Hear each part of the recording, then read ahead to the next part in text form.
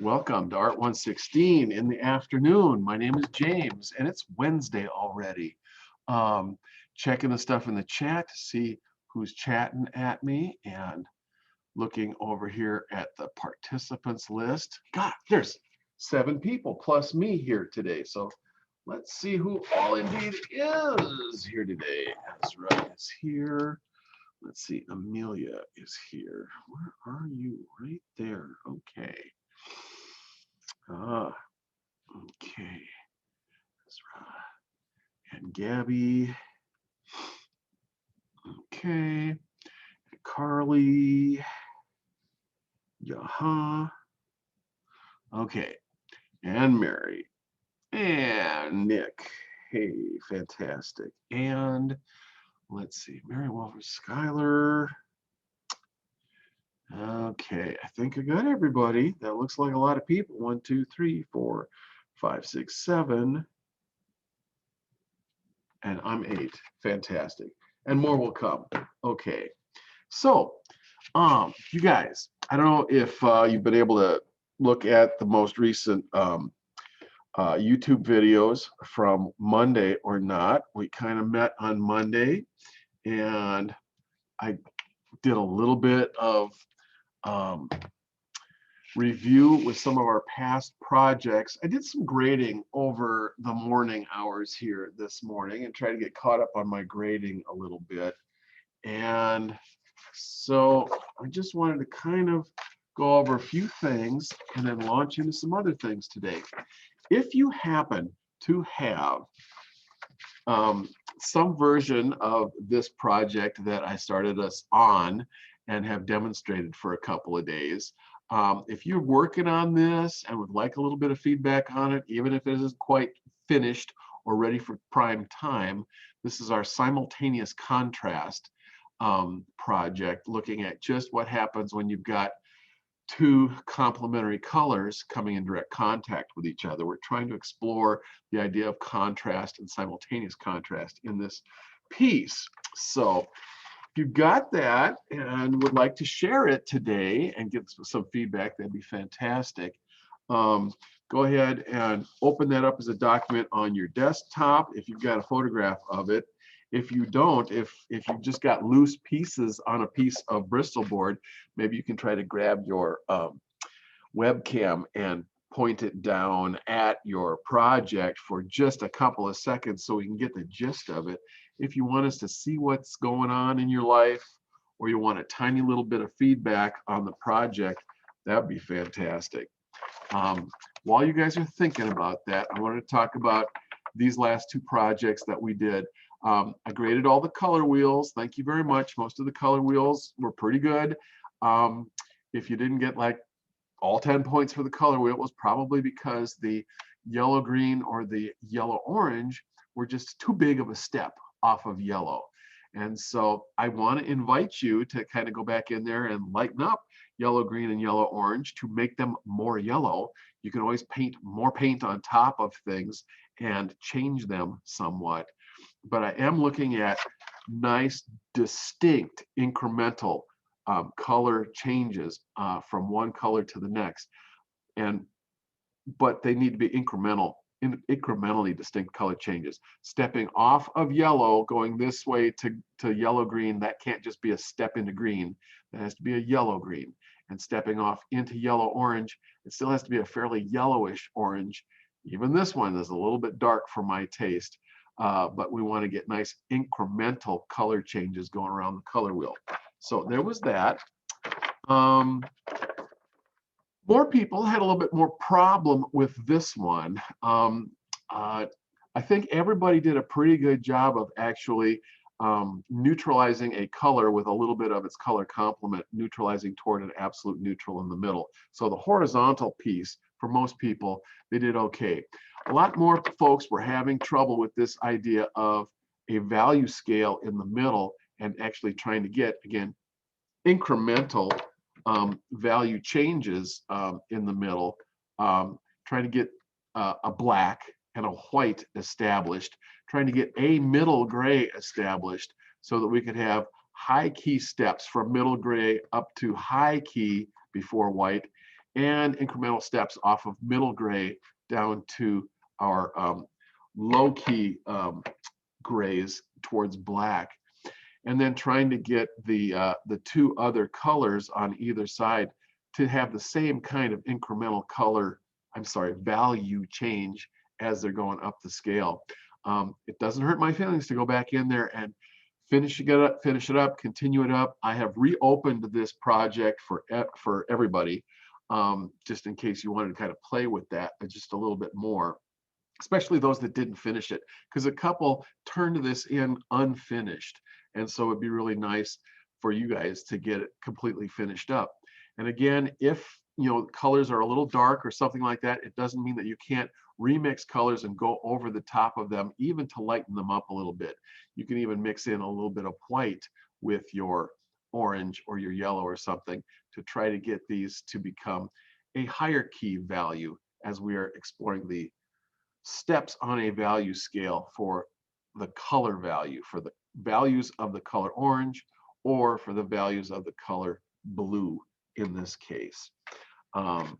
This one is yellow and violet. Some of you guys had a little bit of trouble just staying inside the lines with the idea of staying with a one color. So let me do a little bit of a screen share just to show you what I'm talking about here. Let's see, share this screen.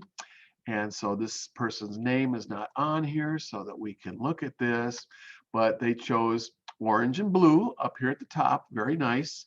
Even though they kind of got them reversed, I kind of like to put the warm colors over on the left side and the cool colors over on the right side. And you'll see that all of my cool colors are labeled on the right side column, and all of my warm colors were labeled in the column on the left side. But anyway, very nice on the top part about neutralizing towards the middle. But when we got in here into the value scale, the stepping off of white into this first value here, this is almost a neutral gray. For me, this is medium gray. I'd stick it probably down here in the center square, and then trying to go higher and higher key off of this for the steps going up between middle gray and white. And by the same token, I would start with this in the medium gray area and then darken it so that I had nice incremental steps down here. These all tend to blend together, and they really are hard to differentiate. So it's kind of nice to have more incrementally stepped values in your value scale, and then to try to get the color values to correspond to the steps in the gray value scale. This person chose yellow here, even though they had chosen orange up here. That's not terrible, but this is a big step from the yellow square into this next one. And so we probably need to redo this to make a lot of these a lot higher key in value as they go down here. These last 3 or 4 squares are all pretty much the same. And then this person just ran out of time on this one. So, I'd love it if you guys could open that back up and maybe redo it and get more points for that. If you turn it in again, I will look at it again and be able to up your point scores if you didn't quite get every point that you were looking for. Okay, that was kind of 10 minutes of just recap, and housekeeping announcements. It is the 5th week of the quarter. I'm probably going to do a midterm quiz next week. So I'm going to put out a midterm review sheet on Friday so that you guys can look over the kinds of things that I'm interested in talking about and asking you about for a midterm quiz. My midterm quizzes are 20 questions, multiple choice. I don't expect you guys to be writing essays about color theory. If you're not, an art major, and if you're not going to, do a master's degree in color theory, you don't need to be writing essays on color theory. So 20 questions, multiple choice. We'll just kind of pick your brain about what was in the first 6 or 7 pages of chapter 7 when we get there. And so I'll get a study guide out on Friday, and we'll try to do the quiz next week, middle of next week, probably Wednesday of next week would be a friendly day to do a quiz for a midterm. Okay. Having said all that, is there anybody who would actually like to volunteer to share anything that they've done so far as a simultaneous contrast project? It's not due until this weekend, actually, but I pushed the due date way back to make sure everybody could get it done. But any of you Zoomers who like to jump on these kinds of projects early and may have a project on the go or fairly finished, please share it with us. Even if you have to actually pick up your computer to point that camera down at your project, that would be fine too. And if you're not ready to do that, I've got other things that I can talk about and show you guys today. Let's see, there's that and that and that. Okay. I've got so many piles of so many projects. I want to show you, I'm not seeing anybody, unmuting their mics or anything. So what I'm going to do is this. Oh, Mary. I did have a question though. Yeah. What's I had a question again about colors.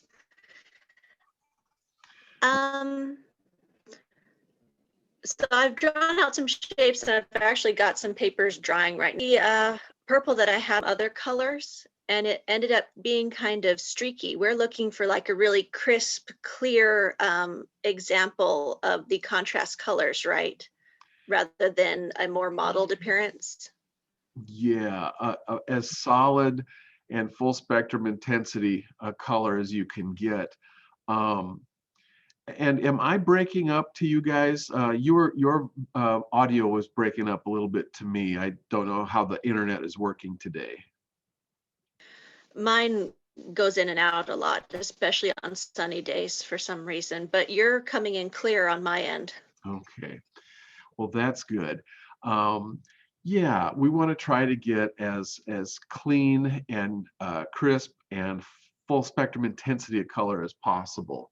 And I'll share a little bit of that kind of thing with you guys today. So thanks for the question. Let me go ahead and do a little screen share today. I've got this thing, which is funny. We'll try to get that thing going here. Okay. So this would have been another PowerPoint presentation given in the classroom, talking about the next couple of projects. Your authors talk about color harmony systems based on the color wheel. That's a big, fancy phrase that really just means the possible ways that an artist or a designer might choose several colors to use in a project, like a painting or an advertisement or something like that. And so your authors introduce them to us from the simplest to more and more complex kind of color schemes. And so the first one is using a color complement pair and exploring the idea of simultaneous contrast, which we are doing. So that's great and that's wonderful. The next 2 bullet points would be our next project, which I'm going to formulate and kind of roll out on Friday, but I guess I might use part of today to just give you a little preview of that. And they are about color triads. And then these other ones, we're going to get to them later in the quarter with a different project for kind of each one. But the color triads, either finding them through split complement or an orthodox color triad, something that is like superimposing an equilateral triangle on top of the color wheel and finding the 3 colors that are at the 3 furthest points away from each other that they can be on the color wheel. But anyway, projects that are made out of 3 colors. And then the tetrad is a 4-color project. And then we're going to look at other color schemes as we go.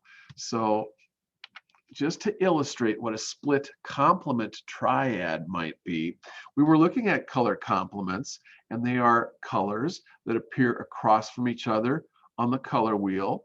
and that, you know, they exhibit the most amount of simultaneous contrast when they are big shapes that are sharing an edge, no doubt.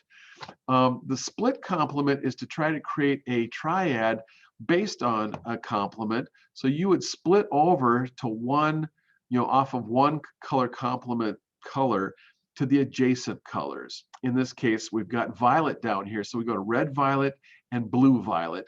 And these two kind of narrow versions of violet, along with yellow, would be the split complement triad that we would work into a project. And then you'd only be working with yellow plus red violet, whoops, and blue violet. Oh, where did mine go? Okay, there we went. And so those three colors, split complement, it's kind of a fancy way of coming up with a, you know, a triad. Otherwise, we've got our, you know, secondary and primary triads here. The primary color triad is yellow, red, and blue. The secondary is orange, green, and violet. They are kind of at the corners of an equilateral triangle. And so if I had this equilateral triangle and I could just kind of twist it to any position on the color wheel, the colors that are at the three corners of that equilateral triangle would become a triad, an orthodox triad for me to work with. Which means that you could, by twisting it just a little bit, get into all of these intermediate colors. The intermediate colors, once again, come between the primaries and the secondaries. And so this intermediate triad of yellow-orange, red-violet, and blue-green, this would be an interesting triad to play with. Or the other triad, red-orange, blue-violet, and yellow-green, would be also an interesting, you know, triad of intermediate colors that one could play with if you're looking for an orthodox triad to play with in our next project. And that's about as far as I need to go right now to talk about color triads. I wanted to come back to the group because I'm looking at all of your lovely microphones here to see if anybody wanted to share anything with the group in terms of your simultaneous contrast project, if you might have something that is shareable. And if not, I have something to share with you. And so I think I'm going to change cameras here and look with a bird's eye view down on my workspace. So triads. I just went ahead and mixed up some colors over the noon hour here. So I took an orange. I took orange straight out of the bottle of orange, and I made an area on a piece of, this time it's watercolor paper. So I made some an area big enough that I could cut some kind of an interesting shape or shapes out of orange. And then the split complement of orange is blue violet and blue green, because they are on either side of blue, which is the color complement of orange. So I made up a blue violet and a blue green by mixing blue and violet and green and blue together to get these other areas of color. Now that it's all dried out, I can actually just cut out different shapes from those three areas and start playing and mixing with them on a composition. And so as a preview, well, this is pretty much more of a demonstration than a preview. I did this with the morning class. And so let's take all of this stuff off of here and talk about it a little bit. Your next project is going to be to do a triad. And so I started off with the primary color triad. I had an area of yellow and an area of red and an area of blue. The yellow area was kind of linear, it was long, and so I just went ahead and cut out something that was like a rectangle, because last quarter we played with the idea of different categories of shape, and one of the major categories of shape that we use is geometric shapes. And so a rectangle is a very regular geometric polygon, and so I thought, well, I'm going to just make this yellow into a rectangle. Red, I got fancy with the red, again, because the red feels like it's so passionate to me and all of that, that I thought I would kind of play with something that was spiky. and had lots of whatever's rays coming out of the center of it, like an explosion or something. It kind of wound up being a little bit like the red maple leaf on the Canadian flag for some reason. I've got, these little guys down here are just a little bit stubbier, and these guys kind of come out a little bit longer on top with one that comes out the top edge, which was kind of interesting. Blue, I thought, well, maybe I'll go with something that's a little bit more biomorphic, rounded, possibly with the idea of a life form kind of a shape. It's also blue, so the idea of a drip or a drop of water was kind of right there, obvious for the taking. So I thought I'd make this. So I got three very simple shapes, but they're very different shapes from each other. So I've got three different colors. My color triad is well represented here, and three different shapes. And I'm just trying to figure out, how to compose with these things in a composition to make them interesting. Now, this isn't simultaneous contrast anymore, so I don't have to worry about getting like complete and total overlapping of everything. And when I do that, everything gets really, really consolidated in the center of the composition, perhaps a little bit too much. So it's okay to spread things out maybe a little bit. I do like to have some overlapping. I'm a big fan of overlapping. I tend to like that kind of visual linkage happening in the composition, because as elements move away from each other in the composition, they have less and less factors that unite them in the composition, less factors of harmony that pull them together in a composition, and they start to float away from each other and be less unified. So trying to find either a close enough proximity so that they're working as a composition, or whatever feels like a good enough amount of overlapping or proximity so that we really feel like we've got we're using the compositional space effectively, and we've got enough overlapping so that they are really engaging with each other somewhat visually would be great. Because they're a color triad, there's less simultaneous contrast even from these full spectrum intensity versions of the colors. And I really only made full spectrum intensity versions of the colors. I don't even have anything that's neutralized here, because these colors, because they're a triad and separated from each other on the color wheel, harmonize with each other good enough that we don't have to worry about increasing the harmony with neutralized versions of the colors. But I did have some leftover marginal pieces of the colors, so I tried just doing a little bit of this, that, and the other thing. What would it take to create smaller, perhaps secondary versions of shapes and that kind of thing, just to kind of help make areas of the composition maybe just a little bit more interesting. Again, we can play with the idea of repetition of form, maybe slightly, if that's a thing that you're interested in. The form could also be, not an exact repetition of the shape. They could be a little bit more random, but you can see that when we have shapes that are real similar, I'm going to get rid of this one. I'm going to use a different one. Similar in size and orientation in space and spacing, proximity to each other. When those three things start happening, you get, good rhythmic repetition of form happening. And, the red has, I've got a very large kind of explosion form down here that's made up of kind of pointy triangular bits. So when I have pointy triangular bits that are red and pointy triangular bits that are red, they call to each other across the composition, even though they're not connected, because they are related. And so, the yellow square relates to the yellow rectangle. They call across the composition to each other. Same thing with these two little versions of a drop, big drop and little drip, call to each other across the composition.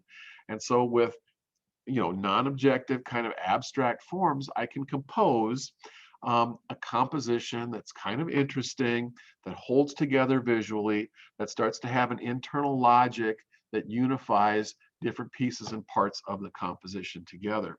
That's going to be the kind of thing that we play with. And you can do it with all painted shapes that you cut out and create yourself on a compositional space. Or you can do it with things sampled out of a magazine or sampled from the internet if you are doing this in a digital format like Illustrator or Photoshop. These happen to be taken out of art magazines, fashion magazines, whatnot. So I have this sculpture, this it's a Jim Dine Venus de Milo that's painted blue. So I thought, oh, blue, Venus de Milo, can't beat that. So I grabbed that. Out of a ceramics magazine, there was this this ceramic teapot and teacup. So I grabbed those. Out of the fashion magazine, there was this lovely fashion model with her yellow kind of coat on, grabbed that. And in the fashion magazine, there was this blue background in one of the advertisements. And I thought, oh, big piece of blue. I can grab that too. And I can put it under her shoe. So we kind of played with imagery like that when we had imagery to play with. Right now, the fashion magazines are not working. So, this is not quite such a viable thing for doing collaging. If you have old-fashioned magazines or other magazines that have really high quality printing in them, high density, good color printing, you can go ahead and sample images out of there if it's a big image of a solid shape, of a solid color, and really not a print or anything that has a lot of texture in it. And you can do this similar kind of a thing. You could also use one image from a magazine along with shapes that you derive from other colors of paint. And you can combine painted shapes with photographic shapes if you want to. So this is kind of a preview of the triad that I want to unleash on you guys on Friday. But I thought I would give you a preview today because you're all here and some of you don't come on Fridays. So this is my way of being able to touch base with you about our next project and be able to launch it on Friday without it being sprung on you like a horrible, awful surprise. I had just a couple extra, pieces and parts of things. Sometimes you can get too much junk going on in a composition too. So beware. You can have extra pieces and parts, but if it just doesn't all work out, or if it's just too much, in your compositional space, you might have to slow down your enthusiasm, curb your enthusiasm just a little bit about composing with shapes. But this is the idea of a triad that we're going to get into on Friday. And this is the one that I'm going to do for this class. I get to cut out these shapes and play with them as a composition on Friday. So I'm going to set these aside and come back to you guys because I should do that. So returning to my talking head version of myself, I can now answer any questions for the good of the order. Is there anything else that you may have a question about in terms of finishing the last project, the simultaneous contrast project using two color complement colors and their neutralized versions of each other? You could even do this using one painted one and one that was sampled out of a magazine. If you could find a really strong single color that you could make a color complement for, that would work out too. I see nobody just going and unmuting their mics to get a word in edgewise here. So Skylar, yes. Yes, hi. Okay, so I don't necessarily have a question about the previous project, but I do have one about the upcoming color triad project. I know that it's going to be explained more on Friday, but I kind of want to get a head start just finding some images. Yes. So I'm looking at and I did find one that's like this just a brick wall, but it's like all yellow, like perfect yellow. Would that be okay, or would the texture not be okay? It would be fine. If it's a bright yellow, a little bit of texture doesn't hurt my feelings. There's texture and neutralization in the drapery folds in this thing, but it is 95% yellow, and so it's just fine as far as I'm concerned. Okay. So the more the merrier. Okay. Sounds Thanks. good. Excellent question, and an excellent question to end the day on. I've only been talking for a half an hour, but I think it's been an incredibly interesting half an hour. And hopefully it'll move you guys to finish the simultaneous contrast project and be able to get started possibly on the color triad project. I'm going to type that one up and get it into our coursework so that you can actually have an assignment with directions and that kind of thing, in case you actually read assignments or follow directions. So that was so mean, but that's all I've got for you today. So goodbye for now. The sun is coming out, which is a good thing. Hopefully by Friday, it's going to be a sunny day, taking us into a sunny weekend, and our sunny dispositions will rule the day. So I'll see you on Friday afternoon, and goodbye for now.